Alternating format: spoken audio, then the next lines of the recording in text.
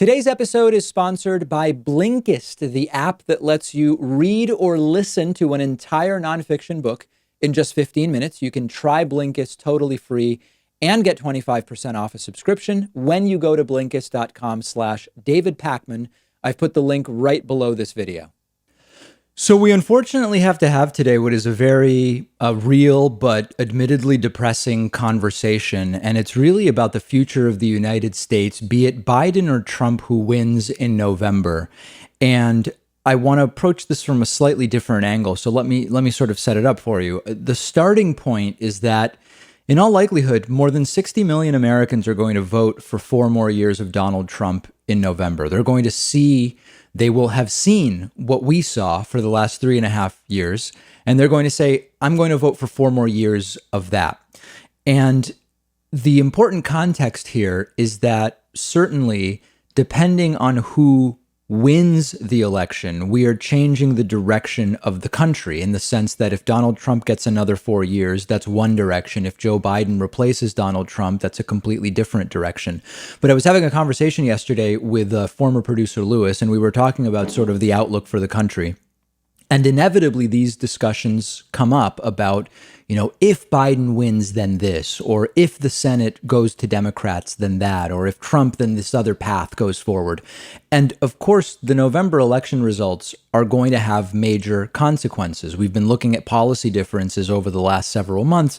And when you look at tax policy, yesterday, Donald Trump, during his press briefing, saying that he would actually be cutting the capital gains tax, whereas Joe Biden wants to tax capital gains as ordinary income, which would be, these are really large differences in policy. Look at Green New Deal elements that Joe Biden is including in his climate plan versus what Donald Trump has done. Just look at almost any policy and you see that these are very different trajectories. But there's a really big difference in terms of outcome versus the makeup of the country. And when it comes to voting, in all likelihood, somewhere between 60 million and 66 million people are going to vote for Donald Trump. And maybe the range is a little bigger. Maybe it's like at least 58 million and probably no more than 68 million people are going to vote for Donald Trump. But around 60 million people are going to say, this is the guy I want. So the point I'm making is that even if we set the country on a different path in January by electing Joe Biden in November, if Donald Trump is indeed removed, somewhere around half of the voters will have voted for Donald Trump. And this is not trivial. This has real consequences day to day for you and for me beyond what the president does. So certainly, if you think about climate, putting in Biden instead of Trump will make a massive difference. But depending on where you live, half of the school committee you might be involved in will be made up of Trump voters. Police officers, doctors, accountants, the people that we are going to be interacting with on a daily basis, even if Joe Biden ekes out a win over Donald Trump from the standpoint of the Electoral College, these folks aren't going away, and their ideology doesn't get changed or fixed because their candidate loses the Electoral College. And I don't know what the answer to that is. And we've talked before in these segments about Trumpism doesn't end when Donald Trump leaves office, be it in January or January of 2025. That's not just a catchphrase. It's not trivial. It's not unimportant. It's extraordinary, really. And how do we start thinking about that? Because it's such a bigger issue. And, there's this phrase that's often mentioned. It's something like, Trump didn't create racists, but they're just more comfortable out in public right now.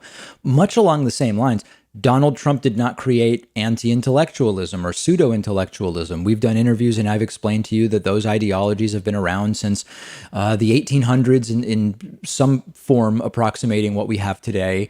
And they have been coalesced into a sort of voting bloc at this point. We saw it with George W. Bush and we see it even more with Donald Trump.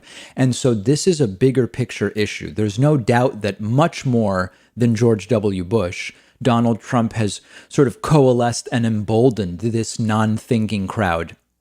But once the election's over, and hopefully Trump leaves this January, it might not be until January of 2025, it remains to be seen, what happens with that anti-intellectual, non-thinking Trumpist ideology that doesn't go away? What happens in the Senate? What happens in the House of Representatives? This is not trivial, and it's something that we really have to think about. And no matter who wins the presidency, there will be somewhere around 60 to 65 million people who say, what I saw the last 3.5 years, I voted for more of it. Hopefully they won't get it, but we'll still have to deal with those people.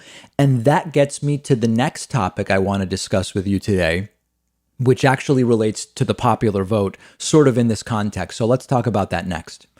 In the immediate, there is no better time than now to talk a little bit about the plans for people who are voting in very blue states and in very red states, who maybe are planning to vote third party, maybe you're planning not to vote at all, because the outcome in your state is essentially determined. Now, as most of you probably know, in the United States, we don't have a national popular vote. We have an electoral college. So if you win a state as a presidential candidate by just one vote, you get all of that state's electoral votes, and it has no impact on what happens in other states. It's really 50 individual elections. Because of that system that we have, really, the election is determined by a dozen or so battleground states, or swing states as they're sometimes called. So these include places like Wisconsin, North Carolina, Ohio, Florida, etc. And it's very common that people in very blue or very red states who are on the left will say to me, I get these phone calls, I hear from people in person, etc. They'll say, I live in Utah. Biden's not going to win. I might vote third party, or I might not vote, or whatever. And then I'll hear from people in states like my state of Massachusetts who say Biden is winning by, what is it at this point, 30, 40? It's crazy what Biden's winning by in Massachusetts. It doesn't really require my vote to make sure Biden gets Massachusetts electoral vote. So I might vote. Maybe I'll vote Green Party to give them some support or whatever. If there was ever an election where that is not the approach that we should have, it is this one. If there was ever an election where every blue state and red state voter needs to make sure that you are voting for Joe Biden, it is this one. And you probably can guess why I'm going to make this point. There is a very real possibility that Donald Trump will claim that the election wasn't fair, that it was rigged, that the results are wrong. And in particular, if it's very close, nationally or within the key states that end up being the determining factors, we may have a situation where not only do we not know the results on November 3rd, I mean, with the number of mail-in ballots we're going to have, it's certainly reasonable and not a problem for me that maybe we don't know the results until November 6th or 7th. I want the right results rather than the fast results. But put that aside for a second. We could again end up with a situation where the Supreme Court gets involved here. And some people sent me a clip of Sam Cedar recently talking about this, saying, we might not know who won on Tuesday. And Trump will, in all likelihood, claim that he won. Lawsuits may start in a variety of different states, and it could be a never-ending battle. So we need a large margin in every single state. And also, we want the largest possible popular vote margin. Why? Well, because if it does get to either secretaries of state or Supreme Court justices, the more overwhelming the defeat is of Donald Trump, if we are going to get one, the more difficult it's going to be for Supreme Court justices to justify funny business, we'll leave it at that, which could end up handing the election to Donald Trump. There's no guarantee. As we know, the Supreme Court is liable to do anything at any time. But the point is, winning the popular vote by 3 million votes, which is roughly what Hillary Clinton did in 2016, while still seeing Donald Trump become president with an electoral college victory, that's just going to be too close. And if this extends a few days into weeks because of lawsuits and on into the Supreme Court, particularly while Donald Trump is trying to kneecap the Postal Service to try to prevent vote by mail absentee ballots from being delivered, we need to do everything we can to avoid small margins anywhere. We want to avoid small margins in the states that will be close. We want to avoid small margins or smaller margins than we could have in California and Massachusetts. We need to run the score up. And if the election comes down to a couple of states and the popular vote is closer rather than less close, it just better enables Donald Trump to claim whatever the hell he plans to claim. If we overwhelm the vote so much that Trump is crushed in the popular vote, the claims are just slightly harder to make seriously. California has millions and millions of Democrats, and Joe Biden's clearly going to win. Who cares? Go out and vote and run up the score in California. Massachusetts will easily go to Joe Biden. You'd better believe I'm going to be voting and encouraging everybody I know who votes in Massachusetts to be voting. Everybody has to vote because we have to, I don't know of a better term than to run up the score. And then and only then, if we succeed in removing Donald Trump, then we go back to what I discussed earlier, which is we will have to deal with Trumpism and the 60, 62, 64, 66 million people who will have seen the last 3.5 years and will say, yeah, give me another 4 years of that. Following Sam Cedars' logic on this, which I think is sound, it's possible that overwhelming margins could sway one Supreme Court justice. You don't have to, if it's going to be 5-4 in some decision over some lawsuit that Trump files, if it's going to be 5-4, an overwhelming popular vote victory swinging one of those 9 votes could make all the difference in who ends up being president as of January 20th, 2021. And voting is something we can all do. It's our right. Let's exercise it. August 23rd is the 15-year anniversary of the David Pakman Show. We will have a huge membership special. I can't say any more about it because it's borderline illegal, certainly immoral, but maybe even illegal in some states. Be notified of this great membership special by grabbing a membership, by getting on our newsletter at davidpakman.com. You will then on August 23rd be notified of how to take advantage of this great membership discount. The David Pakman Show at davidpakman.com.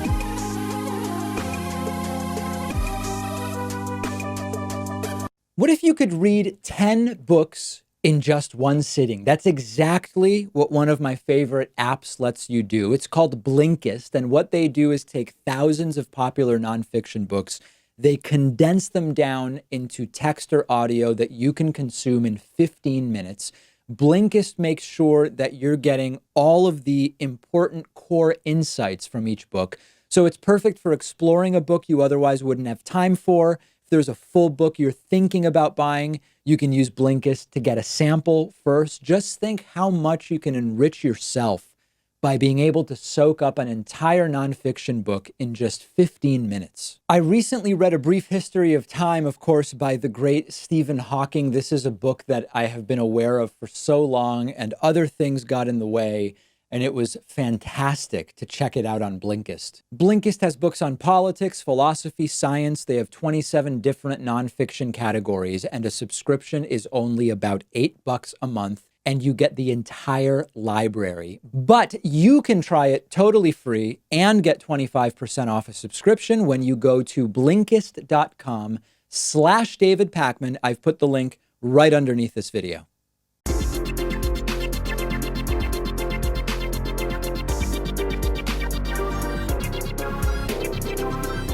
The David Pakman Show at davidpakman.com.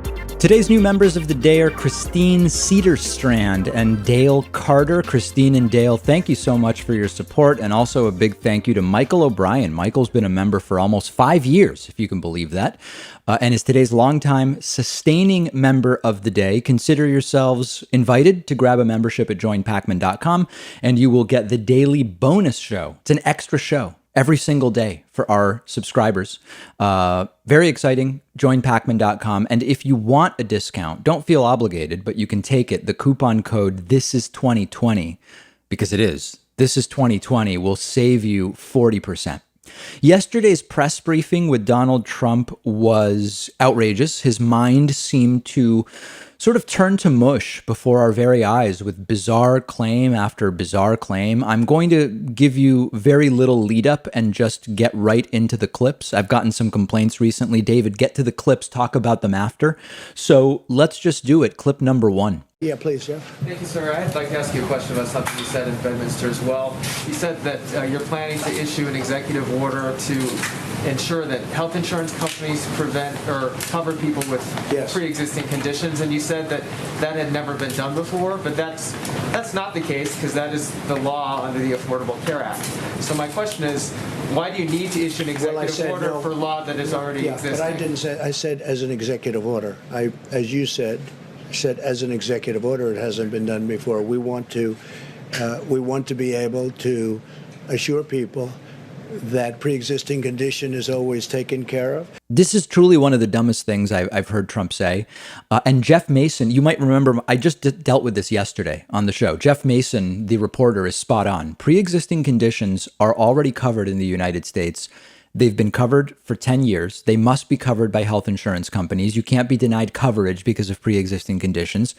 Because of Obamacare, we do not need an executive order for something that's a law. And Trump comes up with this idea. And as you can see, when he's pushed to come up with stuff on the spot, it doesn't go well. Trump says, well, I want to redouble it because it's never been mandated by executive order. So we just want to be like extra sure. This is absolutely ridiculous. This is like saying, murder is only illegal by law. We've never outlawed murder by executive order.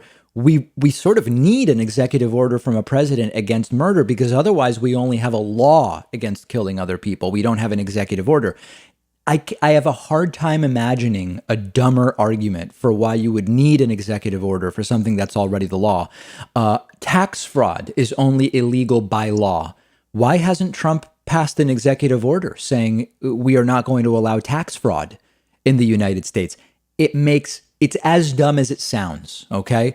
Let's continue now on the topic of 160,000 American deaths due to coronavirus. If 160,000 people had died on President Obama's watch, do you think you would have called for his resignation? No, I wouldn't have done that. I think it's been amazing what we've been able to do. If we didn't close up our country, we would have had 1.5 or 2 million people already dead. We've called it right. Now we don't have to close it. We understand the disease. Nobody understood it because nobody's ever seen anything like this. So the question is a good one.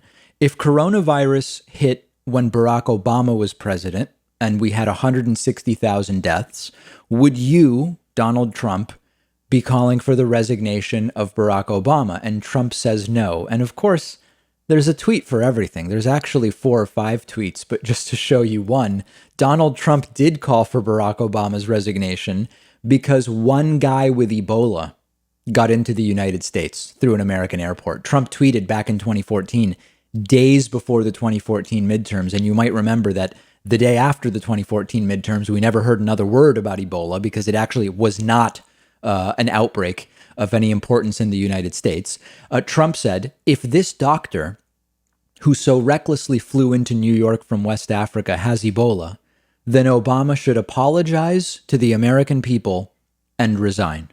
But resign over 160,000 dead? No, he would never call for that. Because why? It's Trump this time. That's actually the only difference. Next, again, with 1917. Listen closely to this one. The closest thing is in 1917, they say, right? The great pandemic certainly was a terrible thing where they lost anywhere from 50 to 100 million people. Probably ended the Second World War. All the soldiers were sick. That was a terrible situation. And so again with the 1917 stuff. Now, of course, the 1918 flu was in 1918. We've interviewed historians who are experts in the 1918 pandemic. I asked in very clear and simple terms, is there any logical reason you can think of why Donald Trump would call it the 1917 flu? No reason that we can think of. But then Trump says the 1917 flu, which is really the 1918 flu, probably ended World War II. Now, if you are even remotely connected to time and the fact that it moves forward, as far as we know, with our human understanding of it, World War II was decades after the 1918 flu pandemic. I can't make any sense of it. Maybe he meant World War I, which would also be wrong, but at least it would be in the ballpark in terms of the right decade. Trump asked about 100,000 kids, nearly 100,000 kids, testing positive for coronavirus in the last 2 weeks of July. That's a very short period of time. And Trump insists schools should open. And yes, he insists that children are basically immune. On coronavirus, 97,000 children tested positive for coronavirus in the last 2 weeks in July, according to the American Academy of Pediatrics. Does that give you any pause about schools reopening for in-person learning? Because they may have, as you would call it, a case. It may be a case, but it's also a case where there's a tiny fraction of death. Tiny fraction, and they get better very quickly. Yeah, they may have it for a short period of time, but as you know, the seriousness of it in terms of what it leads to is extraordinarily small, very, very much less than 1%. So do you still believe that children are essentially immune? Yeah, I think that for the most part they do very well. I mean, they don't get very sick. The truth is that every week we learn more about kids actually being very efficient carriers of coronavirus. Now, some get very sick. It's not that common. That's true. But kids can be huge vectors of spreading the disease. And in fact, there was I don't know now if it was it might have been some kind of Christian summer camp. I don't remember exactly, somewhere in the Midwest. And they had a big outbreak. And as they tested the kids, the younger cohorts had more and more coronavirus. So, if you take like the 13 to 17, they had less than the 12 to, 8 to 12. And then the really young kids had even more. So this appears to be completely wrong, but the facts don't matter. They really don't matter. And unfortunately, it's not just to Trump that they don't matter. They don't matter to his followers either. So now let's get to Trump's new strategy to try to say how great we're doing on coronavirus. I'm not going to tell you what you're going to see here, but see if you can spot the strategy. Including the short term and the lab tests. The lab tests take a little bit longer. And Dr. Birx was telling me a little while ago that we're down to 2 days and 2.5 days on getting your result on the lab test. The other ones, you get them in 5 minutes to 15 minutes, so that's exciting. But countries in every continent are seeing increases in cases. In recent days, cases have rapidly increased in Japan and Australia, unfortunately, and they're now experiencing higher peaks than they did in March. To the south of our border, cases have continued to surge in Mexico, Central America, Argentina, Colombia, Peru, Brazil, and throughout Latin America. It's really the hot spot. It's posing a major challenge for this continent. Latin America is now the region with the most number of confirmed cases by far, despite a relative scarcity of testing. So Trump mentions Japan and Australia. Japan and Australia are having second waves, so everybody's in trouble and the U.S. really isn't that bad off. There's actually a lot here to understand. So first of all, when you look at a country like Australia, Australia has, as of this morning, 331 coronavirus deaths total. That number is maybe giving you a double take. Could that really be true? Yes, total 331 Australians have died from coronavirus. We often have 500 deaths in one day, 1,000 deaths in one day, 1,500 deaths in one day. At the peak, we had even more. Australia does have a recent uptick in cases, but only up to a few hundred cases per day. We have 40,000 cases a day, 60,000 cases a day, 80,000 cases a day. But the real difference is that Australia has immediately started shutting back down and extending guidelines. Whereas in the United States, when we have 40, 60, 80,000 cases a day, you get people parroting talking points like, we have a lot of cases because we test so much, and we certainly don't need to close anything. Trump mentioned Japan, very similar. Japan has a population of 125 million. That's about 35% of the population of the United States. Okay. They have 1,000 deaths total, okay? Per capita, Japan's death rate is dramatically lower than the United States. And Trump is right. Japan is seeing more cases over the last 10 days. They have a fraction of the cases we do per capita, and they are immediately expanding guidelines and shutting things down. So comparing the US to Australia and Japan, first of all, has to be done on a per capita basis. But most importantly, they are seeing cases go up and they are shutting down because they are taking it seriously. We are not. One little clip here about car companies. Check this out. 12 million. We're 12 million above expectations, which is pretty remarkable. Today we had great reports on new job openings, and there's clearly a housing boom, which has been incredible numbers in both housing and an automobile boom. We've rarely seen anything like it, and it's going on right now in America. Inventories are at rock bottom. Used car sales are at record levels. And we will have rebuilt. We're doing a rebuilding like nobody's ever seen. It's a big plus for manufacturing and construction. So construction's getting close to record territory. Manufacturing's doing very well. The car companies are doing great. Very happy for Michigan, the state of Michigan. We have a lot of car companies moving in. A lot of plants are being built and expanded in Michigan and Ohio. Now, just about everything Trump says there is a lie. Claiming everything is at a record high, construction's at a everything's just doing better than ever.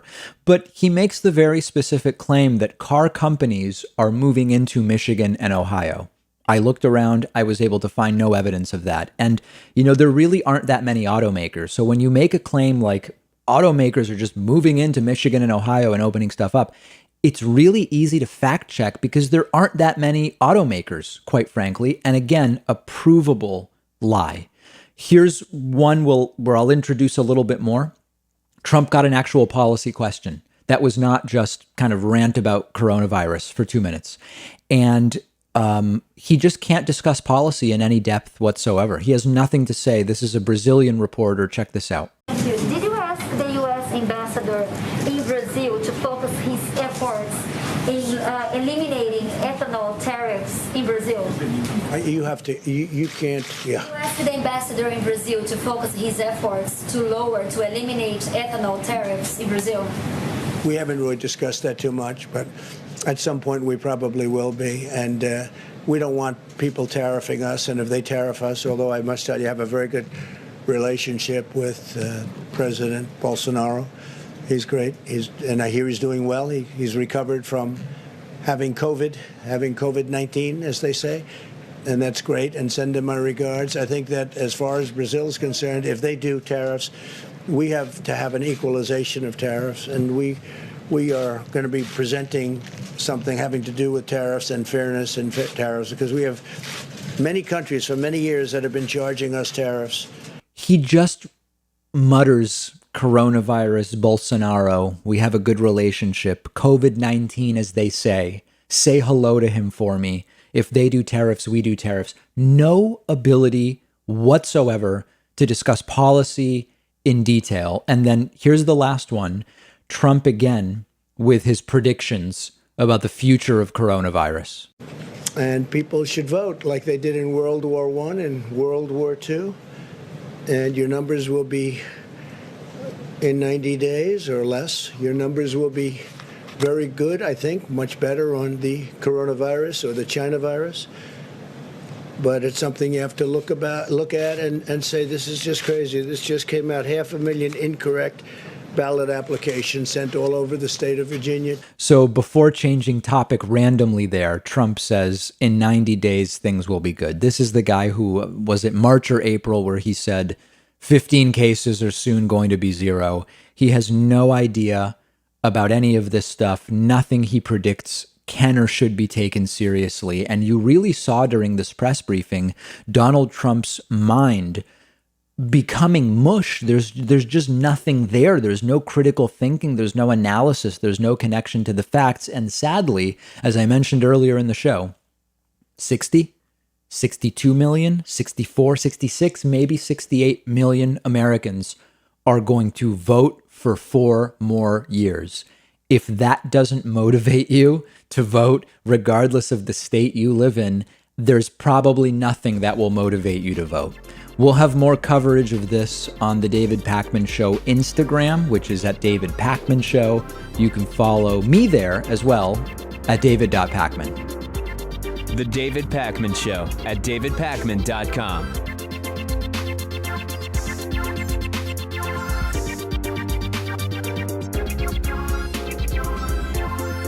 The David Pakman Show depends on your support, and the easiest way is through membership, which includes the world-famous bonus show, as well as commercial-free audio and video streams of the show just for members. Sign up today at joinpakman.com. Coupon code saves you 40%. Vote soon 18.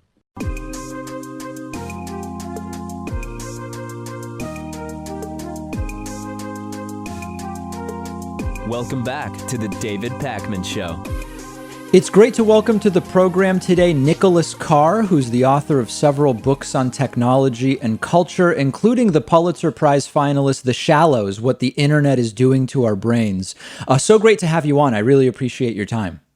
Thanks very much, David. It's my pleasure. So to start with, I think there's probably a lot of people in my audience who generally have the sense that maybe over the last many years, it's become a little more difficult to do sort of deeper learning, focusing on one task for an extended period of time. There's some vague notion that maybe there's something about social media and 140 character posts that may be sort of retraining our brain to some extent. But how do you generally characterize the way that the modern internet and technology have changed the way that we mostly do our thinking? I think human beings have trouble concentrating, have trouble screening out distractions in general. We're very distractible. And you really do have to practice that and train yourself to concentrate and focus. And I think what the internet does in general, and certainly social media in particular, is it doesn't give us either the opportunity or the encouragement to train ourselves and practice skills of attentiveness, because it just floods us with information that's interesting to us and grabs our attention, but in little chunks. And so my argument is that essentially what we pay to get this abundance of fast-flowing information is our ability to concentrate. We can't tap into those deeper, more attentive ways of thinking. Is there something that's adaptive from an evolutionary standpoint about being easily distracted, in the sense of you're building a fire, but there's a threat off in the distance, and so your mind goes to that shiny object or moving object or something along those lines? I think that's exactly it. You can understand how in the distant past, in order to stay alive, in order to survive, you needed to know everything that was going on around you, particularly anything new, which might be a threat or might be an opportunity to eat or whatever. So the way our brains work is that we're rewarded with dopamine and other ways, little pleasure-producing chemicals, to gather information. And I think it's exactly that this is an evolutionary instinct that unfortunately we bring over into this new digital environment where there's no end to new bits of information to grab and briefly hold our attention. One thing I've read and heard from some folks is the idea that there was a time in human history, not that long ago really, where there would be a big debate over a fact because we did not have facts so readily accessible on our phones. And that, I mean, this is a very sort of utopian outlook. Now that the facts don't need to be argued about, we just find them, we can devote more time, thanks to the internet and the ready availability of facts, to thinking about the implications of those facts or the future of humanity, how we should interpret that information or whatever the case may be. It feels intuitively like that's not what's going on, but what do you think about that idea anyway? I think it does go on sometimes. Oh, really? I mean, okay. There are good uses of the internet and not so good. There are a couple of problems with that we've learned. One is that actually having a superabundance of information available means anybody can find support for any kind of belief, even if it's totally wrong. So the idea that we'd all share this base of facts turns out not to be right. Human nature gets in the way. And then the other problem with that is I think when you're distracted all the time, when you're constantly taking in information, you don't have time in your own mind to make connections and associations between all the different pieces of information around you. And it's those associations and connections that are required to give you the bigger context to fit new information into. And that broadens your thinking, deepens your thinking. So yeah, we can Google all sorts of stuff on our phones or on our computers, but we're losing our ability to fit new information into a bigger context. And as a result, we're just kind of turning into, I would argue, information gatherers that don't necessarily have an ability to engage in a deeper conversation with one another or in a deeper train of thought within ourselves. There's some interesting articles I'm reminded of about this idea of the political hobbyist, which seems very much related to what you're talking about, which is given so much free access to information about what's taking place in the world politically, comments from elected officials, a lot of data, so to speak, there's arguably a less effective political activist that comes out of it because they are just consuming information, sort of as you're pointing out, and not actually taking that information and doing something with it to, political differences aside, try to influence sort of their community and their surroundings. Is that sort of the idea of what you're saying when you talk about information overload, which may not be particularly useful? Yeah, that's definitely part of it. I mean, what we know about people is that if you give them an unlimited amount of information, they'll go out and cherry pick the information that reinforces their existing biases, whether those biases are based on fact or fantasy or fiction or whatever. And so what happens, our hope when we started out with the net, with the web, was that we'd have such a broad array of information that people would go out and sample different opinions, different points of view, as you say, become better able to hear other people and influence them or be influenced by them. But what we found is that rarely happens, unfortunately. What does happen is we all go out in our little bubbles and gather the information that supports our existing biases, which ends up making those biases even stronger. Then we find a lot of people that share those biases, and that has a lot to do with the polarization we see today politically and socially, and an inability to talk beyond the group of people that shares our point of view. To use a sort of economic term, there's arguably also a diminishing marginal utility to information for decision-making purposes, in the sense of, if you're buying a car, as an example, that first information that you obtain about, you probably have a budget, right? So the price of cars is very important. Do you need a 2 or 4 door car or a sedan or an SUV? Over time, the additional information seems to be less and less useful to actually getting to a decision, right? When you get to what are the spark plugs, what's the life of the LED bulbs or whatever, and maybe Right. that's also an idea to consider here. Yeah, I think you're definitely onto something, and I hadn't really considered that. But and what happens, I think then, is one of two things. Either you become so obsessed by the details that you kind of you spend all your time gathering more and more less valuable information, and it prevents you from actually acting because you suffer information paralysis. And then the other thing is the deeper you dig, if we're talking about political speech, the more reasons you find to put other people at a distance, the more points of difference you start to uncover, even if they're trivial points, they loom large as you keep gathering more and more information without necessarily, as I said, fitting that information and understanding that information as a part of a bigger, broader context. Yeah, that's something I've thought of in thinking about, for example, like the political divisions within the left, where sure, you have some on the left who are almost moderate Republicans, as an example. And you have some on the left who are truly socialists. But really, there's probably, pick a number, 85, 90, I don't know what it would be.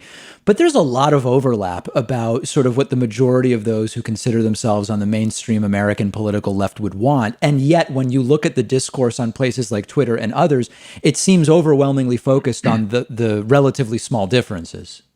Yeah, in some ways that's nothing new. People have been subdividing themselves even when they share a broad understanding for a long time. But I do think the internet accelerates or exaggerates that already common occurrence. It provides not only all sorts of ways to find new points of distinction, but to find ever narrower groups that share your precise interests and your precise views. And as soon as you have that group formation, then even other groups who share a lot of your views seem like outsiders, seem like the enemy. And I do think that's part of the fragmentation we see even within groups of people who you would think would focus on their points of agreement. To go back where we started about the effect of the internet on our brains and deep thinking, et cetera, when I interviewed Cal Newport previously and read some of his books, and he, at least to some degree, believes that these are issues of sort of training and thinking of the brain like a muscle, and that if you condition the brain to, you close a room and you just read 30 straight minutes, that you're building up a muscle essentially, and that this helps to push back against the instincts that may be pushed on us by sort of the status quo of Western technology and the internet. Is your take that the solution is a systemic one, that it's at the individual level, absent one, it has to be the other, or what's your thought on that?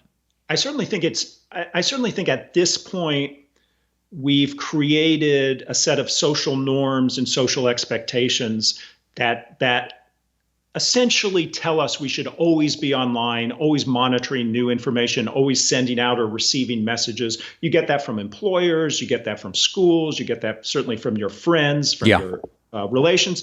So I think it's a systemic issue at this point, and that doesn't mean there's not an individual component. And I think Cal Newport's analogy to building muscle is the right one. What we know about neuroplasticity these days, the brain's malleability, is that you really do have to exercise ways of thinking if you want to retain them. Otherwise, they're going to weaken over time and ultimately disappear.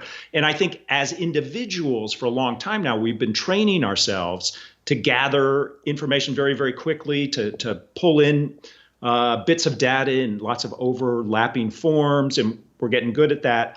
But we have starved ourselves, in effect, or not exercised the ability to pay attention, which is hard for us to do, as I said. So I think if we want to change, you certainly have to pay attention to individual habits, but we also have to recognize that society is sending these very powerful messages that tell all of us, stay online, gather as much information as you can, and don't turn off the flow of information and practice the more attentive or contemplative ways of thinking that are possible for your mind, but don't come naturally to us. We've been speaking with Nicholas Carr, and we're going to go to a break on the podcast, TV, and radio show. You can find our full conversation, which will continue on the YouTube channel. The David Pakman Show at davidpakman.com.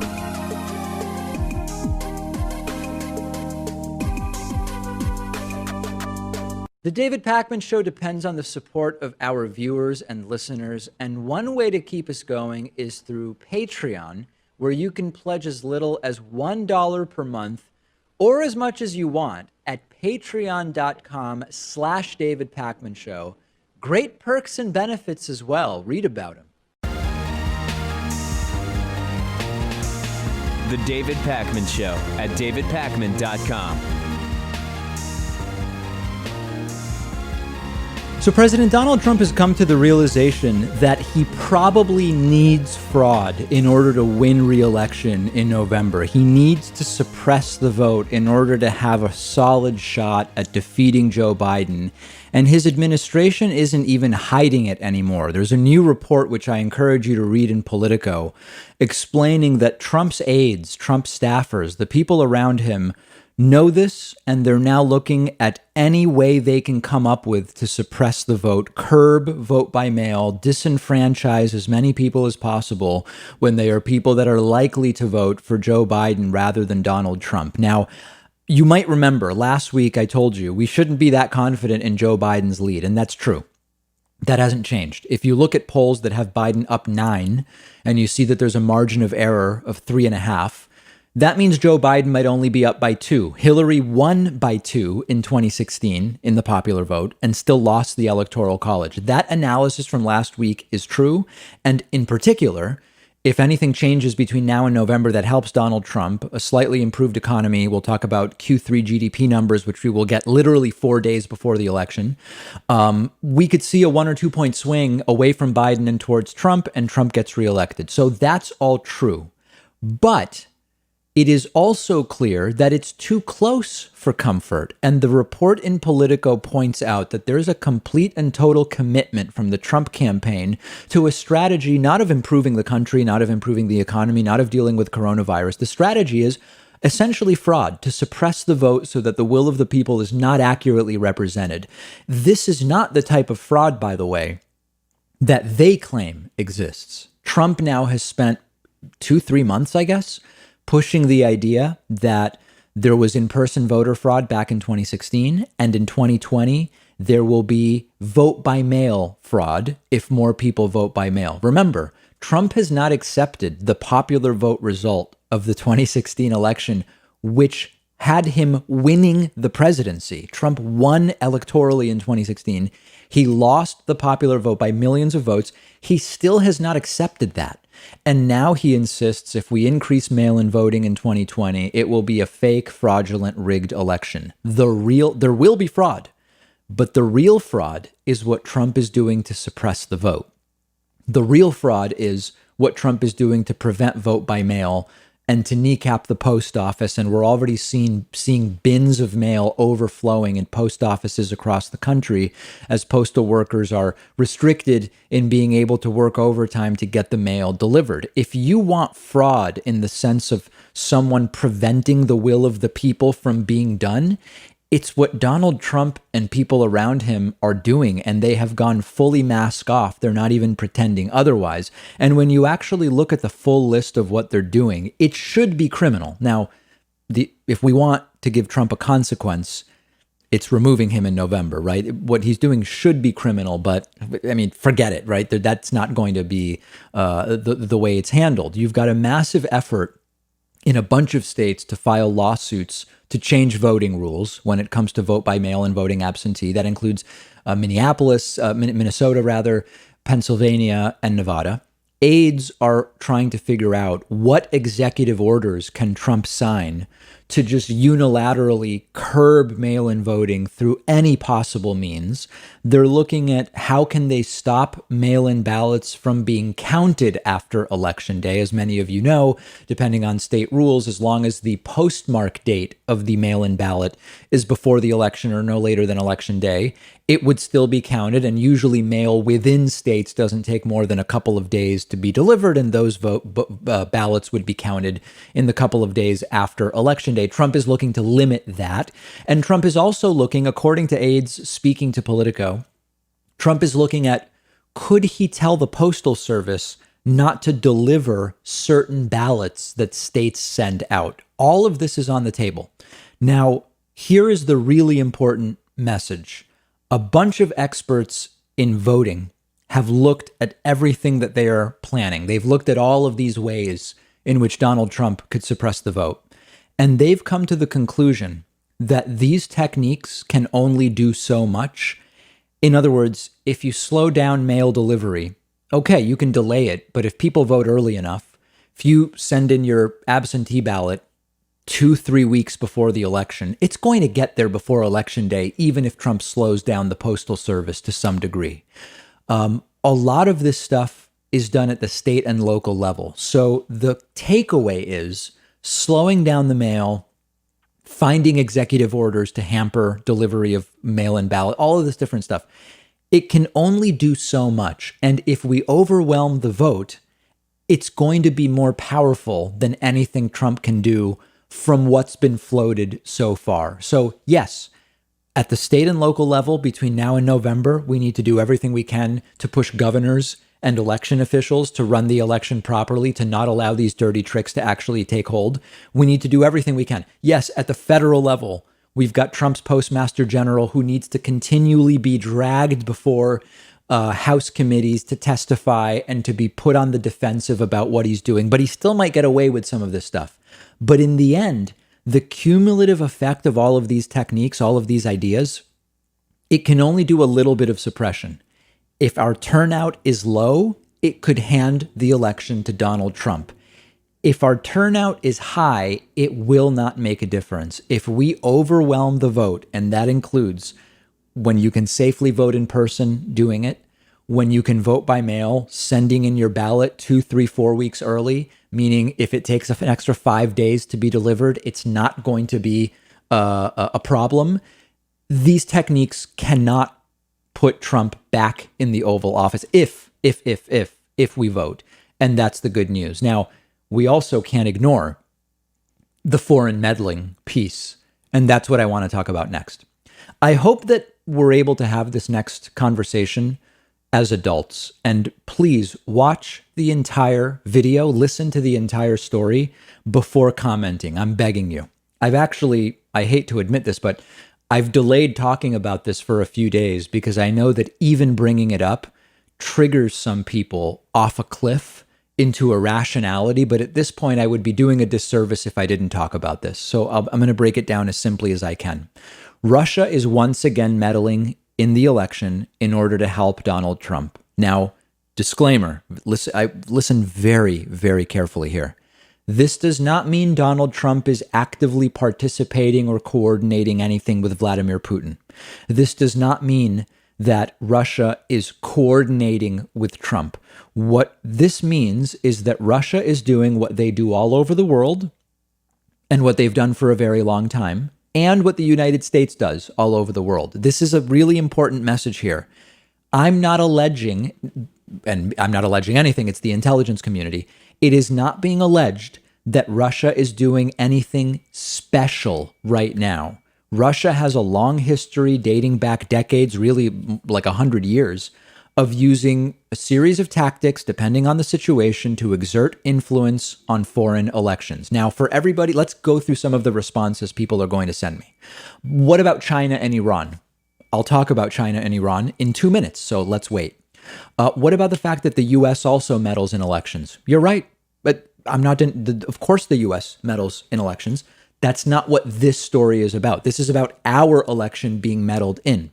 If you are against Trump and you want the will of the people to be heard and for it to be the will of the people that determines the next president, right now we are talking about Russian meddling to help Trump in the next 3 months. That's the topic of this story. It doesn't mean some other thing isn't a valid story. Americans meddling in Nicaragua decades ago is true, interesting, and important historically. It's just not what this story is about. So don't distract with that. So what do we know? Russia is pushing their standard disinformation campaigns, targeting Joe Biden. They're spreading disinformation to hurt Joe Biden. The American intelligence community has been briefing elected officials about this now for some time.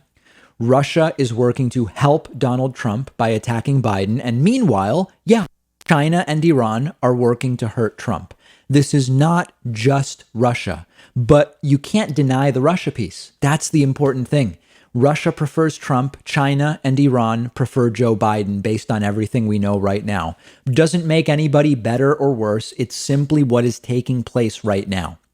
The Russian interference is not merely about Trump per se, and it's not even about Trump specifically. It's about Russia's bigger plan to destabilize Western democracy. anybody who thinks Russia's preferences are specifically about Trump as a person, you're mostly missing the big picture. Russia plays a big picture game. The game is sow discord in Western democracies to make people within those countries and around the world think, wow, democracy doesn't seem to be working so well in these countries. The more that Western democracies lose credibility, the better Russia looks in comparison. That's the idea.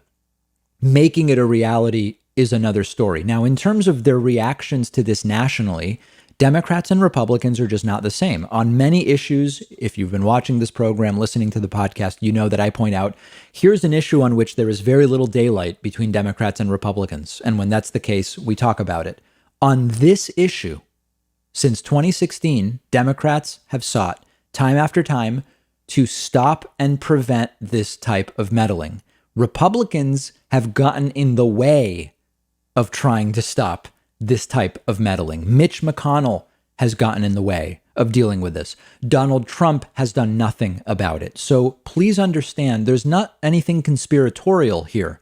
Powerful countries try to influence elections around the world.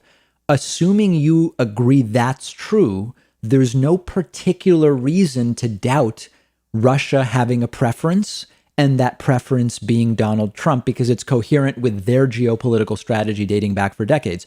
The US does it, you're right. China does it, yes. Iran does it, absolutely. And so does Russia. There's no reason that we should be particularly skeptical of that. Why would we deny it? It doesn't make any sense. The claim, once again, just as a reminder, is not that Trump and Putin are working together right now. The claim is from the Intelligence Committee that the US election is just another one, and Russia is interested in the outcome, China's interested in the outcome, Iran is interested in the outcome. They have different preferences. Russia's preference is for Trump to win, and Russia's tactics are likely more sophisticated than those employed by China and Iran because Russia has been doing this for a very long time. Don't be defensive in the sense that accepting that doesn't mean you have to accept anything else.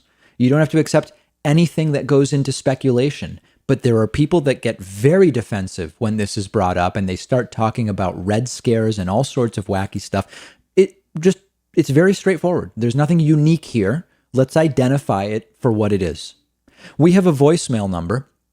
That number is 219-2-DAVID-P. Here's an interesting voicemail that came in this morning. Hi, David. This is Jerry from Queens, New York again. I'm actually very nervous about this election. What do you think the odds are that he's going to be able to disrupt it in some manner or some form, Trump? Because we are living in a dictatorship now.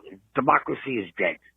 It's terrifying, but democracy is dead. And I fear that my granddaughter, who's now 9 months old, is going to grow up in an entirely different country than I did. Goodbye, and thanks for all your reporting, and good luck. Stay healthy. Okay, so listen, I get the frustration. We have a president with dictatorial, authoritarian tendencies and a sort of wish for that. He's a wannabe. You are correct that many of the democratic institutions of this country are in crisis and they are in jeopardy. But to go further right now and to say this is a dictatorship is simply not accurate. I do think it's important to be, on the one hand, warning people about signs and symptoms, but on the other hand, we don't want to be hyperbolic. But the frustration, I'm with you.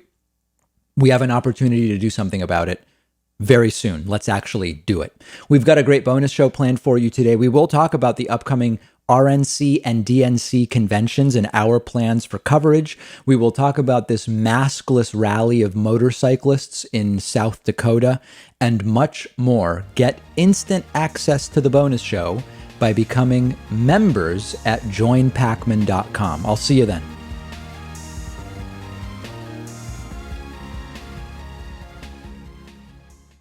Thanks so much for watching today's full episode of the show. Just a reminder, today's sponsor is Blinkist, the app that lets you read or listen to an entire nonfiction book in just 15 minutes. You can try Blinkist for free and save 25% off of a subscription when you go to Blinkist.com/David Pakman. I've also included the link right underneath this video.